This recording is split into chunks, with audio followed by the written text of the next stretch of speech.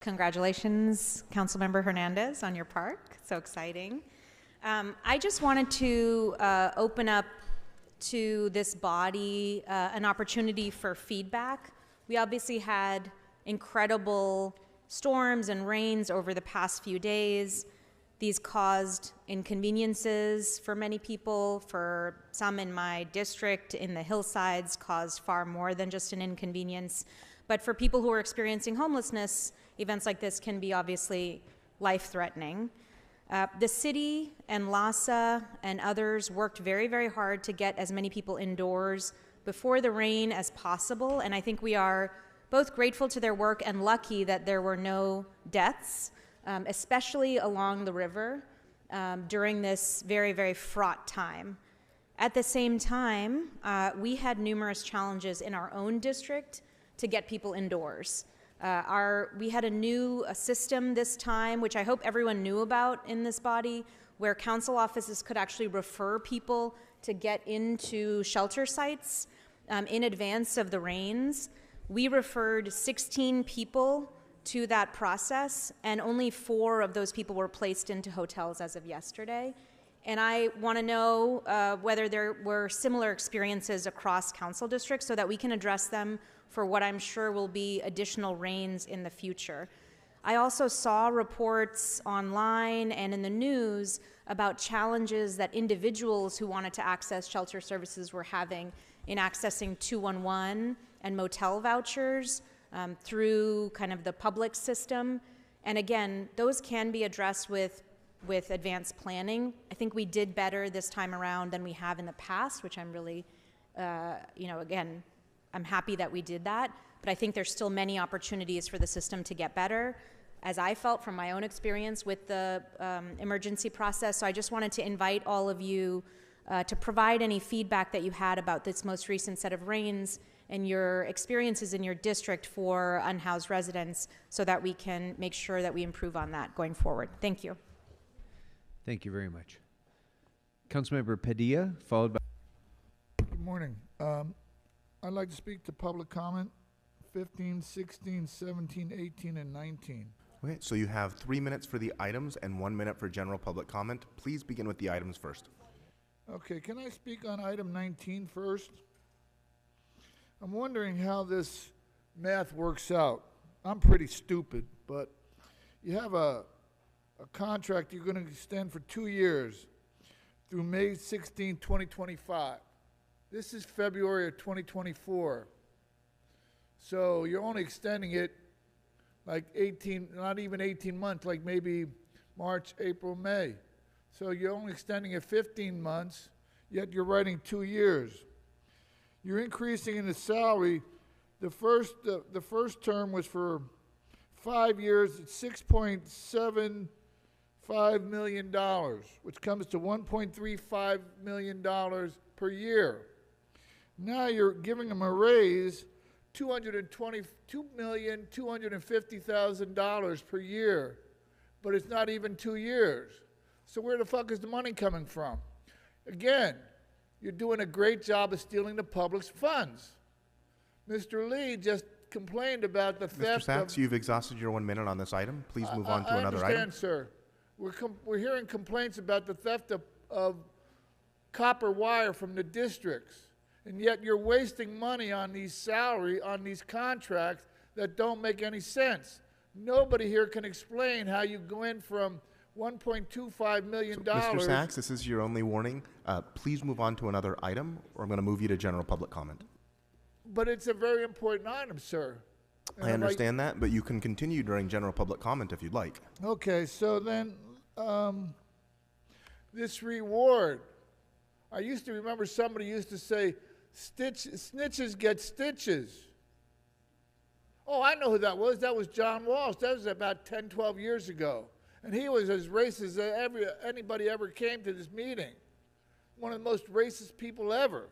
And not only that, he was a retired school teacher for LAUSD. And LAUSD but he is not on our agenda, Mr. Sachs. Please speak to the agenda items. The reward is on the agenda, Mr. President. The Speak reward to that. is. And he Speak used to to say, snitches get stitches for rewards. I don't know what planet you're from, but this is still America. Okay?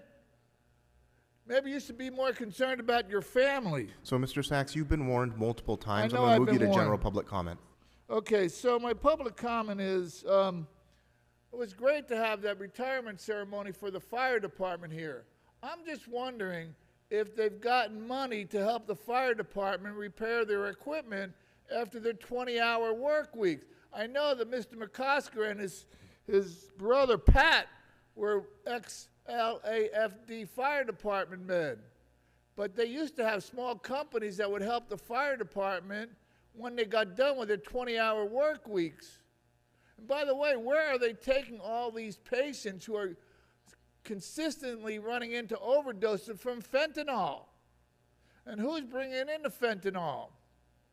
I thought they put a real deterrent at the border crossings. They built like 20 bridges now. And they're really busting their chops on inspecting every vehicle. I know it has a lot to do with NAFTA, but it's still, there is a constant ability to bring drugs into this country. It needs to be cut off. Mr. Sachs, your time has expired. Thank you very much. We'll go next to speakers on the phone. 84, I see you're unmuted. Please go ahead. All item, general comment.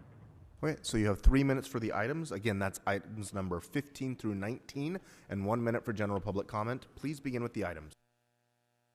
All right, so starting off with item 15, that is more funding for overtime for cops in C12 from City Staffer B, seconded by Officer Tracy.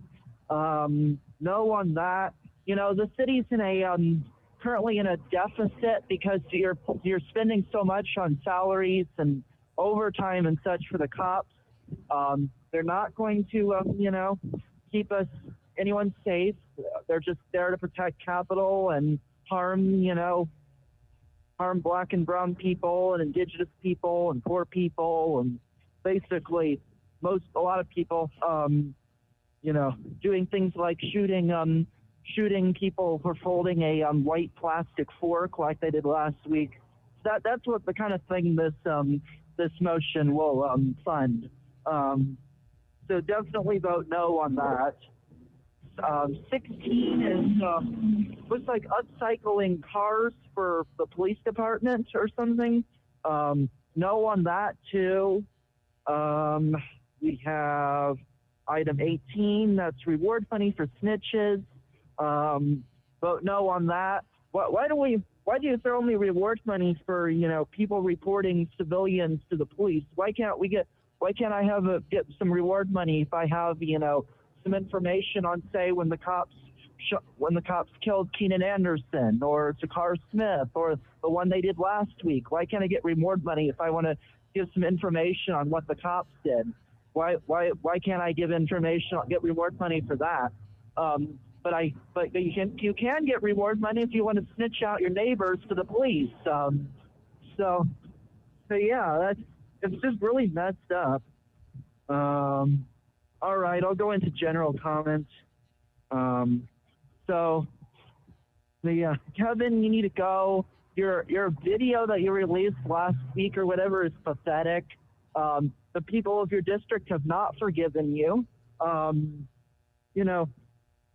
Your neighbors were canvassed just last weekend. They all hate you. I don't know if you were aware of that, but your neighbors all hate you, Kevin. And none of them are going to vote for you. And you all need to start doing some more stuff to get him out of office. Don't vote for his motion. Don't second his motion. You need to be more actively calling for his resignation and for him to drop out of his reelection, to end his reelection campaign. But none of you are going to all do that because you all love working alongside a racist, because you're all racist too for the most part. Or at least you're okay with being complicit in it. Or you're cowards. You all need to call for a Caller, your time has ceasefire. expired. Yeah, it's Eric Previn, and I'd like to speak on the available items as well as a general public comment. Okay, so you have 3 minutes for the items. That's items 15 through 19, and 1 minute for general public comment. Please begin with the items. Okay. Okay, so, 15 through 19, is that what you said? So we can't speak on the preferential parking district set up by Nithya Raman, who... Correct. So it's Okay, 15 through 19. So please stick to those items. Okay, so not the item, okay, got it, 15, 19, right. So the cars can't park at Runyon is not on the agenda. Or it's on it, but not for now. Okay, fair enough. Very, very nice. Very, very nice. That's a major, major retrenchment. I know she's pandering to the community, but let's move on. First of all, I love all these the closed sessions are in the 20s. Are those available? So again, the only items that are open for public comment are 15 through 19. So no, the closed session items are not available. Disposition? Okay, we're having trouble with understanding how this is working because you've changed everything, but fine. 19 is a VoIP. You know what that stands for? Voice over Internet Protocol Services. It's old stuff, and they want to increase the contract by $4.5 million. Now, I'm very mindful of the fact that this is an older technology, and we're preserving ITA with Skyvera LLC, VoIP services. So very, very unclear as to why we're doing that. I don't know. Under 18 is an unsolved murder. Now, the city and the county are experiencing murder at a rate that is, it's gone down over a long period of time, but it's very worrisome. It was very worrisome during the pandemic, and nobody wants to see anybody murdered, and when they're unsolved, it's very upsetting. But $50,000 is kind of, I don't know, it's a little weird. It's like buying a witness, and it never really works. There have been only a handful where it's come forward, so I don't know. It does not make me happy. And I have to say, $450,000 for Council District 10 neighborhood service enhancements during an election? I mean, Hut, you're tempting fate. This is the district where you had a lot of difficulty. Certainly, 18 is, that's the one I just talked about, sorry, 19. Oh, so you've really limited the number of items that we could speak on today. So I'll go back and lecture a little bit about ITA, who's got the item 19. ITA, have a wonderful leadership. They've got Ted Ross, who does a lovely job of schmoozing the council and even dealing with the public. He's a nice, nice man. That said, the festival of oozing corruption inside the tech sector with Workday and the various failures that have been piled up hand over fist by the city with no accountability, and Krikorian's about to exit. We've been trying to solve a simple payroll system for about 10 years, and we can't do it. We can't do it. We just have to keep piling more and more and more money, which is why we have to retain some of these older General public comment? For no good reason. Yeah, my general public comment is, I want to say thank you for allowing the general public comment to come on the heels of the items. That allows people to speak on the items, as you always say, that were just pushed through. Like Nithya Raman and this preferential parking district. I know the people up in the hills will appreciate it. The people who go for a walk will be fresh out of luck. Maybe they could Uber into the neighborhood to take a walk. Such an appalling turn of events. Unbelievable. Well, it's election time, so good luck. I hope you lose. In terms of the other items on the agenda that we can't talk about, I know we've made a huge thing out of the copper. I would just scrutinize Krikorian's brilliant idea very, very carefully, because who the hell knows where he's going. And John Lee just keeps shoving money at the LAPD. So this is not a surprise. That's what he wants to do. But during election time, I'm glad that Serena Oberstein, even though she's a low character, has been endorsed by the LA Times. She served at the Ethics Commission. Thank you very much. Next speaker, please. Caller, which items would you like to speak on? Councilmember Padilla, followed by Councilmember De Leon. Hello, council members. I gotta admit, before deciding to say what I'm about to talk about, I had to do a little bit of soul searching, whether it was worth it for me to say anything. But today, as we reviewed and looked over the strategic plan for the youth department, I feel like I kind of have to, especially because I reminisce on the time when I was on the LA City Youth Council when I was in high school. And I used to be really vocal about how we needed to start to be a city that understood that there was a difference between tagging and graffiti. It was a big deal for me as a kid. And back then, we didn't have, as a city, a mural ordinance. Today we do. And now that we do, our city is finally starting to have some legalized, streamlined art.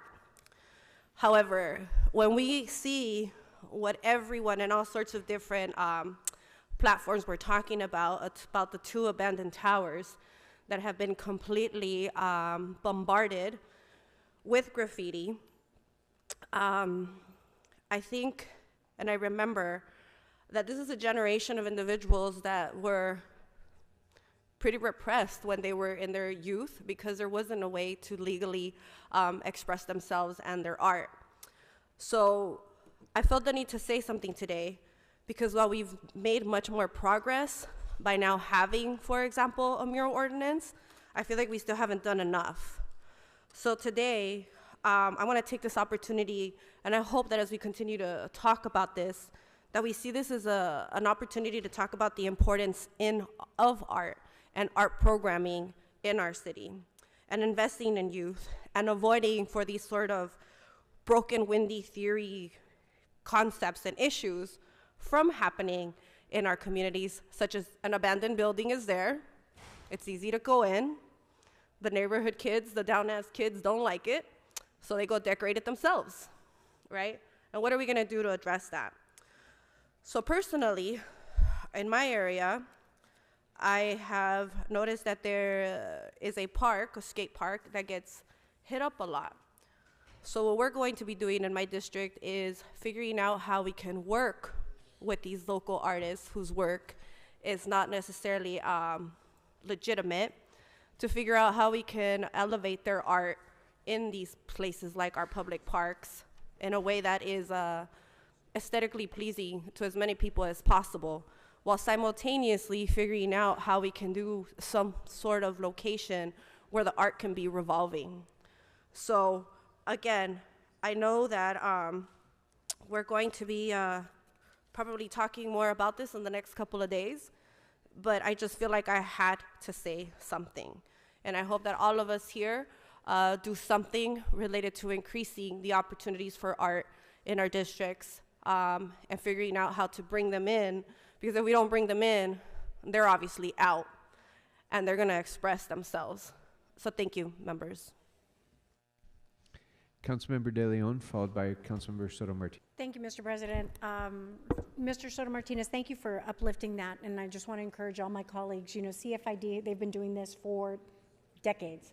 It's important work at the Family Source Centers with EWDD, providing all of the resources. And it's important that we all use our various communication vehicles to get that word out so that we can avail these services to as many people who need it as possible. But I was just compelled to, I wanted to take note to what Ms. Padilla was talking about today as well. You know, we share a border in the district. I'm very familiar with the skate park and the challenges that you've experienced there. You know, one person's art is another person's blight. And it's balancing those dynamics for the young people in the city to give them great space, which is critically important. And in absence of a city that focuses on meeting the needs of young people, they will find their path to express themselves. But again, one person's art is another person's blight. And you saw the transformations that we did with the installation, working with local artists who engaged with those young people that had been vandalizing private spaces along San Fernando Road, where we did the installation of Rushing Water and A Valley in Time, these gorgeous mural installations that engaged and brought in these young people to help be a part of the solution, to do beautification efforts. But we do need, as a city, to create that space. You know, because at the end of the day, going into someone's private property at great risk, frankly, is not an acceptable outlet. It's just not. And, you know, there were substantial police resources. There are substantial, I want to thank Mr. De Leon. I know your staff was out there to help secure that building and secure resources to secure that building. It's a tremendous public safety risk as well. This is a black eye on our city in this moment. And again, this was a private development that went south. And now we're having to deal with the ramifications of that, and the city has to respond with nuisance abatement approaches to help deal with that. But you know, these are the circumstances that if we don't get ahead of it, we're paying double to resolve it. And that is an obligation that the city can't afford to continue to sustain. But Mr. De Leon, I want to thank you for going out there, and I know you and your team were out there. I had a meeting with the police chief about it. I know what, again, the vulnerabilities that it exposes to the city, and whether it's our property or not, we have to respond. And so I appreciate that. And I also want to give rise to the fact that you talked about this mariachi tiny home village as well.